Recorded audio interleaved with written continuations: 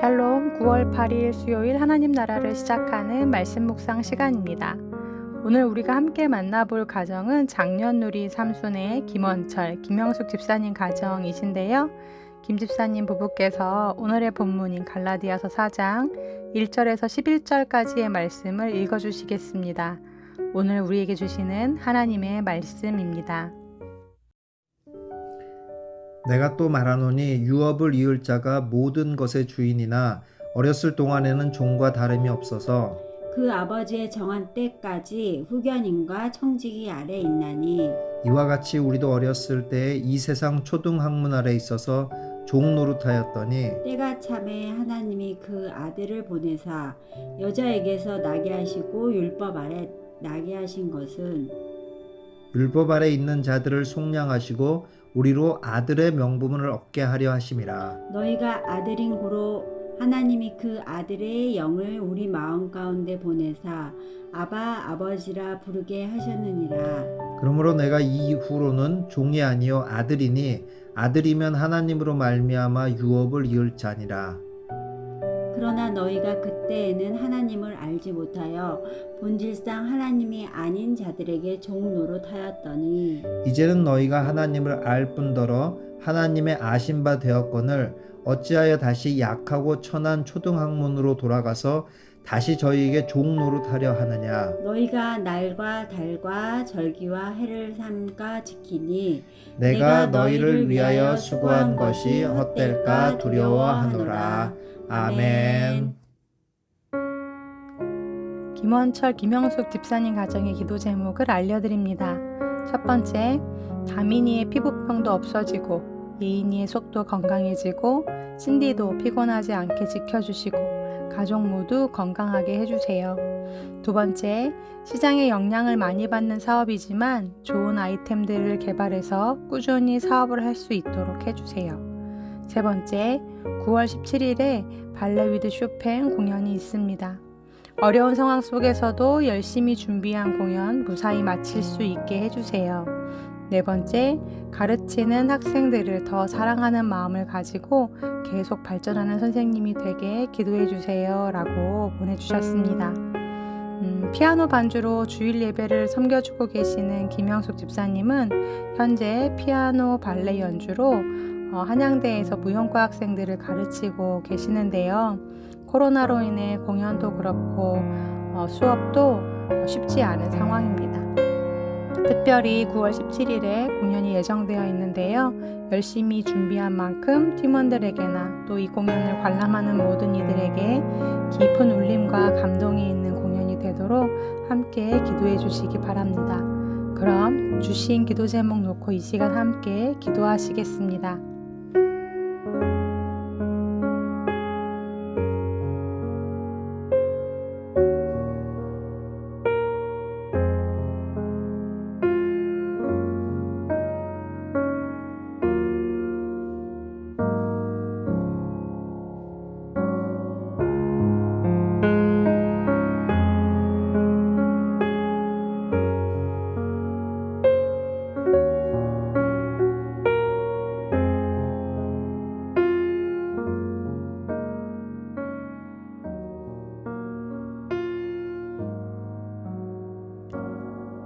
우리 인생길의 주인 되시는 하나님 아버지, 이 가정의 주인이 되사 힘든 고비고비들을 넘어 이제까지 올 수 있도록 지켜주심에 감사를 드립니다.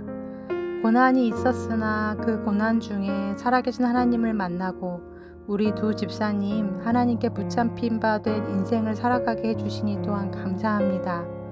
주님, 이 가정에 허락하신 귀한 두 자녀 다민자매와 예인자매를 위해 기도합니다. 피부병으로 또 속병으로 고생 중에 있습니다. 깨끗이 낫게 해주시고 인생에서 만나는 어려움 속에서 또한 하나님을 만나고 주와 함께 걸어가는 복된 인생들 되게 하여 주옵소서. 길을 만드시고 그 길을 앞서가시는 하나님, 학업도 취업도 사업도 모두 쉽지 않은 시대를 살아가지만 내 가족 모두의 길을 신실히 예비해 주시고 주님이 내어놓으신 선한 길을 따라 한 걸음 한 걸음 걸어갈 때 늘 이 가정에 감사의 고백이 끊이지 않게 하여 주옵소서. 17일에 계획되어 있는 발레 공연, 팀원들 모두의 건강과 안위를 지켜주셔서 무사히 마칠 수 있도록 은혜를 내려주시고, 코로나로 인해 위축이 될 수밖에 없는 상황이지만 그간 열심히 준비한 팀원들에게나 또한 랜선으로 이 공연을 관람하는 모든 이들이 깊은 울림과 감동을 받는 시간이 되게 하여 주옵소서. 김영숙 집사님, 학교에서 학생들을 가르칠 때나 또한 주신 달란트를 가지고 여러 곳에서 쓰임을 받으실 때 주님이 부어주시는 지혜와 사랑으로 학생들을 가르치고 섬기는 좋은 선생님이 되게 해주시고, 한 곡 한 곡 하나님을 예배하고 찬양하는 마음으로 피아노를 연주하실 때마다 그 곡 가운데 하나님의 영이 충만히 임해 주님의 은혜를 담고 전하는 귀한 통로가 되게 하여 주옵소서. 예수님의 이름으로 기도드립니다. 아멘. 가까스로 애굽을 탈출한 이스라엘 백성들에게 하나님은 시내산에서 율법을 내려주십니다. 그리고 이후 성막을 세울 것을 명령하시죠.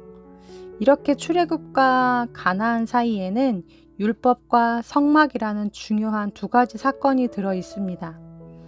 그렇다면 이제부터 천천히 생각해 봅시다. 율법이 먼저인가요? 성막이 먼저인가요? 시내산의 율법이 먼저입니다. 그리고 그 다음 하나님께서 말씀해 주신 대로 이스라엘 백성들은 성막을 완성했습니다. 그때 하나님께서 그 성막 가운데에 임재하셨죠.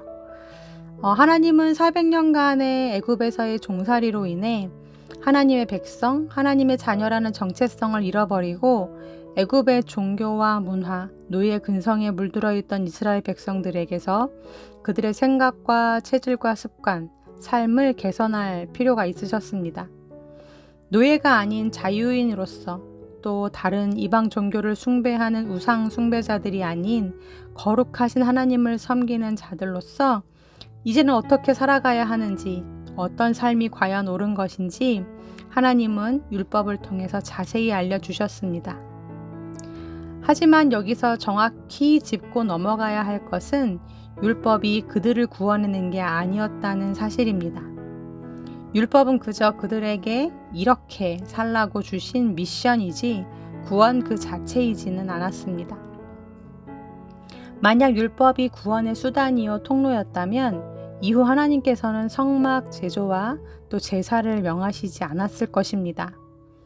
하나님은 이스라엘 진영 한가운데에 있는 성막 가운데로 내려오셔서 그들 중에 거하시고 그들을 만나셨습니다. 성막 한가운데의 속죄소 위에 임재하셔서 때론 앞서가기도 하시고 때론 지키시며 구원의 주체가 하나님이시라는 것을 알려주셨습니다.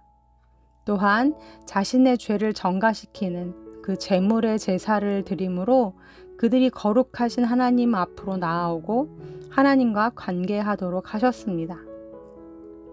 맞습니다. 진정한 구원은 율법이 아닌 거룩하신 하나님과의 관계로부터 나옵니다. 40년간의 광야 생활은 율법을 실습하고 지키는 훈련의 기간이기도 했지만 그보다 먼저 하나님을 만나고 경험하며 그분과 함께 더불어 살아가는 시간이었습니다. 그래서 하나님은 광야의 40년 기간을 신혼기였다라고 말씀하시죠. 예레미야 2장 2절 말씀인데요. 제가 읽어드리겠습니다. 가서 예루살렘의 귀에 외칠지니라. 여호와께서 이와 같이 말씀하시기를 내가 너를 위하여 내 청년 때의 인애와 내 신혼 때의 사랑을 기억하노니 곧 씨 뿌리지 못하는 땅 그 광야에서 나를 따랐음이니라. 아멘. 이렇게 볼 때 율법은 결혼 서약서와도 같은 것입니다. 내가 이제 이 사람의 아내와 남편으로 서로에게 신의를 지키고 앞으로 이렇게 살겠다라는 다짐과도 같은 것입니다. 남편을 사랑하고 아내를 사랑하기에 그가 싫어하고 그를 슬프게 하는 일은 하지 않는 것, 또한 부부로서 마땅히 지켜야 할 법과 예의를 최선을 다해 준수하는 것, 그것이 바로 시내산에서 맺은 하나님과의 율법의 약속이었습니다. 그런데 이스라엘 백성들이 하나님과 한 약속, 남편과 한 약속을 잊어버리고 너무도 쉽게 하나님을 떠났죠. 그런 이스라엘을 향한 하나님의 슬픔과 아픔, 애통과 분노가 이후 선지서들에 잘 나타나 있습니다. 그래서 그 긴 세월 동안 이방 나라의 압제를 받으면서 고통의 세월을 보내기도 했고요. 그 고통이 얼마나 뼈저린 고통이었는지 이스라엘은 이제 다시는 율법을 어기는 삶을 살지 않겠다라고 다짐합니다. 그런데 그러는 사이에 그들이 잊은 것이 있습니다.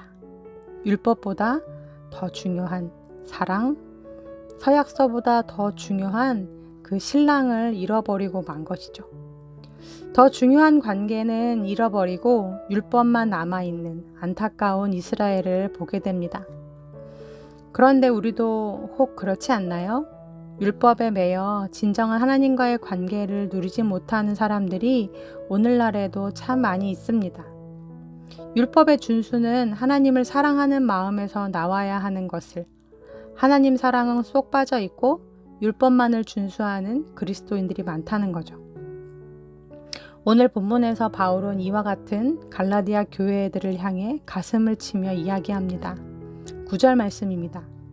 이제는 너희가 하나님을 알 뿐 아니라 더욱이 하나님이 아신 바 되었거늘 어찌하여 다시 약하고 천박한 초등학문으로 돌아가서 다시 그들에게 종노릇 하려 하느냐. 네, 하나님은 하나님에 대해 알기를 원하지 않으십니다. 하나님은 하나님 자신을 경험하여 알기를 원하십니다. 그분은 우리와 직접 관계하기 원하시고 함께 사랑을 주고받기를 원하십니다. 관념적인 믿음이 아니라 실존적인 믿음을 원하시고 그분을 위해 사는 것이 아니라 그분과 함께 살아가는 것을 더 간절히 원하십니다. 사과를 한 번도 먹어보지 못한 아이가 있다고 칩시다. 그림으로 사과를 보여주며 이건 사과야. 사과의 색깔은 이렇게 빨간 것도 있고 또 초록색도 있어. 식감은 아삭하고 맛은 달콤하고 상큼하고 새콤하지. 네, 그래서 아이가 사과를 알았다고 칩시다. 그런데 그 사과를 직접 먹어본 아이의 암과 그 아이의 알미 같다고 말할 수 있을까요? 둘 다 알지만, 사과를 알지만 그 아이와 이 아이의 알은 질적으로 다른 알입니다. 그래서 하나님은 자신을 맛보아 알라고 하십니다. 예수님을 직접 만났던 바울이기에, 그분을 알았던 바울이기에 이제 하나님에 대해 일도 모르면서 이렇다 저렇다 하는 그 거짓 선지자들의 유혹에 빠져 잘못된 길로 들어서고 있는 갈라디아 교회들을 향해 바울은 안타까운 마음을 금할 길이 없습니다. 사랑하는 우리 우신 성도님들, 예배는 왜 드리시고 또 이 아침 꼬박꼬박 하나씩은 왜 들으시나요? 헌금은 왜 하시고 또 삶 속에서 말씀을 지키려는 노력들은 왜 하고 계신가요? 그 힘이 율법에서 나오나요? 아니면 관계에서 나오나요? 그렇게 하지 않으면 안 될 것 같은 두려움? 그렇게 해야지만 구원이 있을 것 같다는 생각? 그것이 아니라 진정 하나님을 사랑하는 마음에서 아빠 아버지를 아는 참된 지식에서 그 관계에서 나오는 우리의 사랑의 고백이 되기를 원합니다. 하나님은 우리에게 종이 아니라 아들이요 내가 너희의 신실한 남편이 되어줄게 너희는 내 거룩한 신부가 되라고 하십니다. 오늘도 그 사랑의 관계를 이어나가자 하십니다. 갈라디아 교인들처럼 두려움에 사로잡혀 다시 율법에 매여 종노릇하는 어리석은 그리스도인들이 아니라 관계 안에서 참 자유를 누리는 진정한 그리스도인들이 되기를 간절히 기도합니다. 아멘. 함께 말씀을 기억하며 기도하시겠습니다. 우리의 좋으신 아버지 되시며 신실한 우리의 신랑 되시는 하나님, 우리가 놓치고 있었던 관계, 사랑, 주님을 향한 마음이 회복되게 하여 주옵소서. 그 아들의 영을 보내주셔야만 우리가 하나님을 향하여 아빠 아버지라 부를 수 있다고 하셨는데 우리 안에 성령을 충만하게 하사 율법에 매인 관계가 아니라 사랑의 깊은 연합이 있는 관계가 되게 해주시고 주님에 대해 아는 것이 아니라 주님을 맛보아 아는 알미 주어지게 하여 주옵소서. 우리 모든 우신 가족들이 관계로서의 믿음을 가지고 일상의 삶 속에서 주님과 사귀며 주님과 동행하는 복 있는 자들 되게 하여 주옵소서. 예수님의 이름으로 기도드립니다. 아멘.